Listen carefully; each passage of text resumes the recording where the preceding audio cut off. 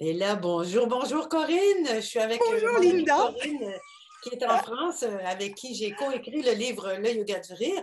Et Corinne, toi, tu vas être avec nous au Sommet de la Bonne Humeur qui a lieu entre le 21 et le 29 janvier prochain. Toi, ton intervention, c'est le 10 28 à 8 heures le matin au Québec et donc à 14 heures en France. Et ton intervention, ça porte sur les méditations de la joie. De quoi il va être question pendant ton intervention?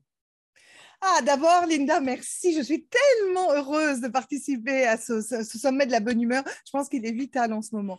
Alors, les méditations de la joie, c'est ce que j'enseigne depuis un moment à l'école des méditations, que j'ai créée en plus de l'école du rire, et dont le credo est si ce n'est pas joyeux, ce n'est pas de la méditation. J'ai perdu des années de ma vie à ne pas méditer parce que je connaissais surtout l'approche zazen ou des choses de ce genre et l'idée d'être assise sur un zafou face à un mur pendant 10 jours, ça me semblait vraiment inhumain.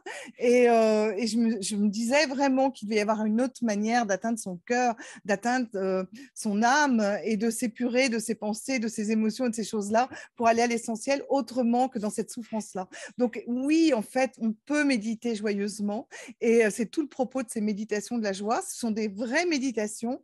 On va vraiment en profondeur, on touche son cœur, on le dilate, on aime de plus en plus, avec des techniques qui sont ludiques et surtout faciles d'accès et qui dédramatisent le côté impressionnant qu'a pour certaines personnes la méditation.